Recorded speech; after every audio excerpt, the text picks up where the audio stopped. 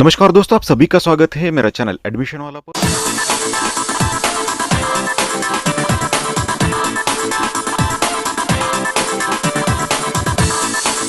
और NEET UG 2020 के cap round की बात करें तो जैसे कि आपको पता है आपको कौन सा कॉलेज अलॉट हो चुका है। थोड़ी सी जानकारी लेंगे कि कैप राउंड की क्या प्रोसेस होगी, उसमें college joining, payment of fees, आपके पेमेंट ऑफ फीस का भुगतान, डॉक्यूमेंट वेरिफिकेशन और नेक्स्ट राउंड के बारे में भी थोड़ी सी जानकारी लेंगे और बेटरमेंट के ऑप्शन के बारे में भी थोड़ी सी जानकारी लेंगे। तो चलिए करते हैं वीडियो में शुरुआत और देखते हैं कि क्या करना होगा आपको प्रोसेस में। तो कॉलेज ज्वाइनिंग की प्रोसेस ऐसी है दोस्तों कि आपको पहले सिलेक्शन लेटर आपका डाउनलोड करना है। आपको पता होगा आपको कौन सा कॉलेज अलॉट हुआ है, कौन सा कोर्स अलॉट हुआ है, उसके अनुसार आपको सिलेक्शन लेटर डाउनलोड करना है। उसके बाद आपको कॉलेज से आपके संपर्क करना है, उनसे डेट लेनी है कि कब आपको जाना है ज्वाइनिंग के लिए, और ज्वाइनिंग के लिए जाते समय आपको क्या क्या लेकर जाना है, कैसे कैसे उनका फीस कितना है, पूरी इन्फॉर्मेशन आपको उनसे लेनी है। और उसके बाद फिर आपको जाना है डॉक्यूमेंट वेरिफिकेशन के लिए। पहले आपका डॉक्यूमेंट वेरिफिकेशन होगा, एलिजिबिलिटी चेक होगी। अगर आप एलिजिबल नहीं हो तो फिर आपको सीट नहीं मिलेगी। आपकी एलिजिबिलिटी आपको प्रूव करनी होगी, डॉक्यूमेंट पूरे वेरीफाई होंगे और उसके बाद फिर आपको फीस का भुगतान करना है। उनके फीस में जनरली आपको डीडी के रूप में आपको देना है उनको। तो फीस आपको भरने के बाद फिर स्टेटस रिटेंशन फॉर्म की बारी आएगी। अगर आप फुल्ली सेटिस्फाइड हो आपकी सीट से, आपको अभी अगले राउंड में पार्टिसिपेट नहीं करना है, दूसरे कोर्स में आपको जाना नहीं है, तो फिर आप स्टेटस रिटेंशन फॉर्म भर सकते हो। उसके लिए अलग से वीडियो हम डिटेल चर्चा करेंगे क्योंकि ये बहुत ही नाजुक, बहुत ही एक क्रूशियल पॉइंट है आपके इस एडमिशन सिस्टम में। एक क्रूशियल फॉर्म है जिसके द्वारा आप आपकी सीट ब्लॉक कर सकते हो आप। तो उसके बारे में क्या है, उसकी प्रोसेस क्या है, उसका महत्व क्या है, वो सब हम जान लेंगे दूसरे वीडियो में। तो अगर आप फुल्ली सेटिस्फाइड हो आपकी सीट से तो फिर आप स्टेटस रिटेंशन फॉर्म भर सकते हो या फिर आप नेक्स्ट राउंड के लिए जा सकते हो। बेटरमेंट की चाह में बेटरमेंट आप वहाँ से ले सकते हो।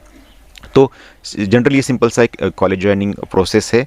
आपको इस सारी प्रोसेस से जाना है। थोड़ी सी जानकारी लेंगे कि कॉलेज ज्वाइनिंग क्या अनिवार्य है। तो हाँ दोस्तों, कॉलेज ज्वाइनिंग आपको अनिवार्य है। अगर आपको सीट मिली है इस राउंड में, अगर आपको कॉलेज अलॉट हो चुका है तो फिर आपको कॉलेज को जाना ज़रूरी है, कॉलेज को ज्वाइन करना ज़रूरी है। अगर आपने ज्वाइन नहीं करोगे तो आप सिस्टम के बाहर हो जाओगे और यहाँ से आगे मतलब 2020 नीट 2020 में आपको कोई भी सीट फिर अलॉट नहीं होगी दोस्तों। दूसरी बात है कि डॉक्यूमेंट वेरिफिकेशन। तो आपको डॉक्यूमेंट वेरिफिकेशन के लिए सभी ओरिजिनल डॉक्यूमेंट आपको साथ लेकर जाने हैं। और अगर आपकी जो भी आपकी सीट मिली है, जो भी आपने क्लेम किया था, उससे अगर आप प्रूफ नहीं कर पाए तो आपको सीट नहीं मिलेगी। तो आपने जो कहा है, जो आपने डॉक्यूमेंट अपलोड किए हैं, जो इस आप कैटेगरी से अगर हो तो कैटेगरी प्रूफ करने के लिए जो जो डॉक्यूमेंट चाहिए वो आपके पास सभी होने चाहिए। अगर कोई एक्सटेंशन नहीं मिला तो आपको सीट नहीं मिलेगी। फीस का भुगतान भी आपको करना है। कॉलेज फीस आपको डीडी के माध्यम से भरना है। अगर चाहे छुट्टियां हो, छुट्टियों के दिन अगर आप जाते हो, आपको डेट मिलती है तो फिर आप चेक से भी आप भर पाओगे। डिटेल चर्चा हम नेक्स्ट स्लाइड पे या फिर नेक्स्ट सेक्शन में करेंगे। दोस्तों दूसरा है कि स्टेटस रिटेंशन फॉर्म, जैसे कि हमने चर्चा की, आपको अगर मिली हुई सीट रखनी है, उसी सीट पर आपको कायम रहना है। आप फुल्ली सेटिस्फाइड हो, आगे आपको नहीं जाना है, अगले प्रोसेस में आपको पार्टिसिपेट नहीं होना है, अगले राउंड में भी नहीं जाना है, या फिर बीएमएस और बाकी के जो कोर्सेस है उसके लिए भी अगर आपको नहीं जाना है तो फिर आप स्टेटस रिटेंशन फॉर्म भर सकते हो। आप आगे एलिजिबल नहीं होगे, आपकी सीट आपको दी जाएगी। बेटरमेंट का एक दूसरा ऑप्शन है। अगर आप स्टेटस रिटेंशन फॉर्म नहीं भरते हो और अगर आप अगले और कुछ कॉलेजेस चाहते हो, अपने ऑप्शन फॉर्म ऐसा भरा है उसमें से आपको ऑप्शन जो मिला है उससे बेटर आप चाहते हो, उससे और अगले ऑप्शन के लिए अगर आप ट्राई करना चाहते हो तो फिर आप अगले राउंड में जा सकते हो। वहाँ पे अगर कोई वैकेंसी होती है तो बेटरमेंट आपको मिलता है, तो आपको अगला आपका ऊपर का जो कॉलेज है, आपकी चॉइस भरते समय जो आपने ऊपर के कॉलेज डाले थे वो आपको मिल सकता है। उसके लिए आप फिर बेटरमेंट का चांस ले सकते हैं। बेटरमेंट कंपलसरी बेटरमेंट, आपको उसको कुछ करना नहीं है। अगले राउंड में जब आप जाओगे ऑटोमेटिकली आप बेटरमेंट के लिए एलिजिबल हो जाओगे। फीस के भुगतान के बारे में बात करेंगे तो कॉलेज फीस आपको जिस कॉलेज में आपका अलॉटमेंट हुआ है, जिस कॉलेज में आपको सीट मिली है, उस कॉलेज को आपको कांटेक्ट करना है। उसके फीस का इन्फॉर्मेशन आपको लेना है।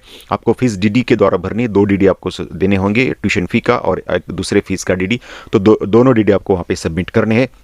छुट्टी के दिन अगर आप जाते हो, छुट्टी के दिन अगर आपको अपॉइंटमेंट मिलती है तो फिर आप चेक से भी पेमेंट कर पाओगे। हालांकि पेमेंट प्रोसेस की बात करें तो जब तक आप एडमिशन फाइनल नहीं करते, मतलब अगर आप बेटरमेंट के लिए जाते हो, जब तक आप स्टेटस रिटेंशन फॉर्म नहीं भरते, जब तक आप एडमिशन फाइनल नहीं करते, तब तक आपका पेमेंट प्रोसेस नहीं होगा। वो सिर्फ डीडी उनके पास लेकर रहेंगे। आपको रिसिप्ट मिलेगी सिर्फ डीडी रिसिप्ट की, आपको पेमेंट की या फिर ट्यूशन फी पेमेंट की रिसिप्ट नहीं मिलेगी। सिर्फ आपको ये मिलेगा कि आपने डीडी जमा किए हैं, वो लोग प्रोसेस नहीं करेंगे। अब रिफंड ऑफ फीस की बात करें तो अगर आप दूसरे कॉलेज में शिफ्ट हो जाते हो, दूसरे कॉलेज बेटरमेंट में आपको दूसरा कॉलेज मिलता है, तो फिर आपने जो सबमिट किए हुए डीडी चेक है आपको वापस मिल जाएंगे। और अगर यहाँ का एडमिशन कैंसिल करके आप दूसरी तरफ जाते हो, मतलब आपको बेटरमेंट में दूसरा कॉलेज मिलता है, तो सिर्फ कैंसिलेशन जो चार्जेस होंगे यहाँ पे जो आपने ज्वाइनिंग किया हो उसके 1500 रुपये अलग से आपको भरने होंगे। आपके जो डीडी और चेक है जैसे कि तैसे आपको वापस मिल जाएंगे।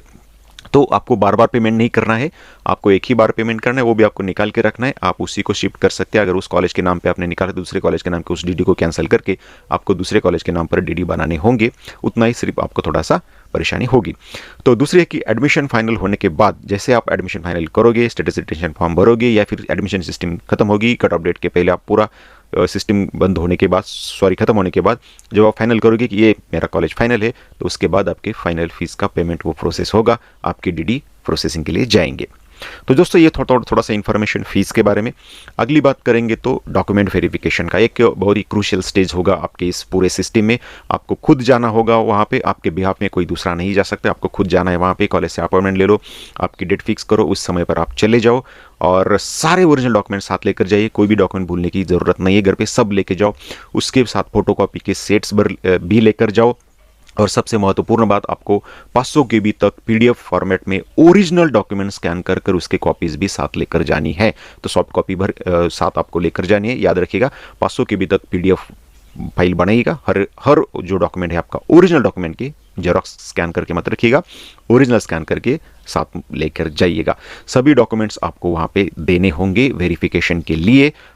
इसके सिवा आपको कॉलेज ज्वाइनिंग नहीं मिलेगी। अगर आप किसी डॉक्यूमेंट, मतलब जो क्रूशियल डॉक्यूमेंट है, समझो अगर आपका एडमिशन आपका कैटेगरी से हुआ है, सीट आपको कैटेगरी से मिली है, और अगर आप कास्ट वैलिडिटी नहीं दे पाए तो फिर आपको सीट नहीं मिलेगी। तो ये बात आप ध्यान रखिएगा। आपकी एलिजिबिलिटी अगर आप सिद्ध ना कर सके तो आपको सीट नहीं मिलेगी। तो एलिजिबिलिटी रिलेटेड सभी डॉक्यूमेंट्स आपको वहाँ पे प्रोवाइड करने हैं। दोस्तों चलते आगे नेक्स्ट राउंड की तरफ। तो नेक्स्ट राउंड होगा, कौन एलिजिबल होगा, कौन नॉट एलिजिबल होगा देखेंगे। तो एलिजिबल लोग जो होंगे जिन्होंने चॉइस फिलिंग की है लेकिन उनको कोई कॉलेज अलॉट नहीं हुआ, वो लोग ऑटोमेटिकली नेक्स्ट राउंड के लिए एलिजिबल होंगे। जिनको कॉलेज अलॉट हुआ है और जिन्होंने कॉलेज ज्वाइन किया है लेकिन स्टेटस रिटेंशन फॉर्म नहीं भरा है, वो सारे लोग एलिजिबल होंगे नेक्स्ट राउंड के लिए, जिनको हम बेटरमेंट कह रहे हैं। अब जिन लोगों ने चॉइस नहीं भरा था तो वो चलो उनको तो डिफ़ॉल्ट वो नहीं आएंगे, लेकिन जिन्होंने कॉलेज अलॉट हुआ था लेकिन कॉलेज ज्वाइन नहीं किया, वो सिस्टम के बाहर हो जाएंगे, उनको कोई भी सीट नहीं मिलेगी, अगले किसी भी राउंड के लिए वो एलिजिबल नहीं होंगे। तो जिनको सीट मिली है, मुद्दा ये है कि जिनको सीट मिले उनको कॉलेज ज्वाइन करना ही है, वरना वो सिस्टम के बाहर हो जाएंगे। जिन्होंने स्टेटस रिटेंशन फॉर्म भरा है वो एलिजिबल नहीं होंगे नेक्स्ट राउंड के लिए।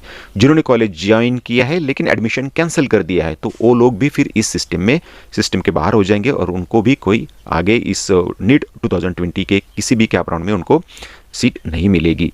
तो दोस्तों ये था अगले राउंड के लिए एलिजिबिलिटी क्राइटेरिया। बात करेंगे थोड़े बेटरमेंट की। तो बेटरमेंट आपको कंपलसरी बेटरमेंट है।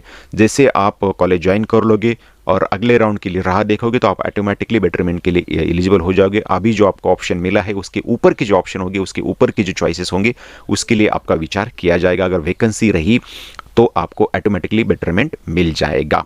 दूसरी बात है कि जिन्होंने कॉलेज ज्वाइन किया लेकिन स्टेटस रिटेंशन फॉर्म नहीं भरा, यहाँ पे थोड़ी सी मुझसे गलती होगी, स्टेटस रिटेंशन फॉर्म में डालना यहाँ पे भूल गया, लेकिन स्टेटस रिटेंशन फॉर्म नहीं भरा, वो लोग इसके लिए ऑटोमेटिकली एलिजिबल होंगे। नेक्स्ट राउंड में बेटरमेंट अगर मिलती है तो फिर आपको जो पहली सीट, मतलब इस राउंड में जो सीट आपको मिली है वो सीट खाली मानी जाएगी और अपने आप आपको दूसरी सीट मिल जाएगी। आपकी जो पहली सीट है उसे वैकेंट माना जाएगा। दोस्तों बात करते हैं इसकी स्टेटस रिटेंशन फॉर्म की। अलग से वीडियो में हम सविस्तर से उसके चर्चा करेंगे, उसके ऊपर डिटेल में चर्चा करेंगे कि क्या है वो, कितना महत्वपूर्ण है, अगर आपने भरा तो क्या हो सकता है, ना भरा तो क्या होगा। और एक वीडियो में हम चर्चा करेंगे पेनल्टीज़ की, उसके बारे में डिटेल से जानकारी लेने की कोशिश करेंगे। रुकते यहाँ पे फिर मिलेंगे किसी नए वीडियो में, तब तक के लिए नमस्कार। एक छोटी सी रिक्वेस्ट है, चैनल को आप सब्सक्राइब कीजिएगा, लाइक और शेयर करना ना भूलिएगा। Thank you.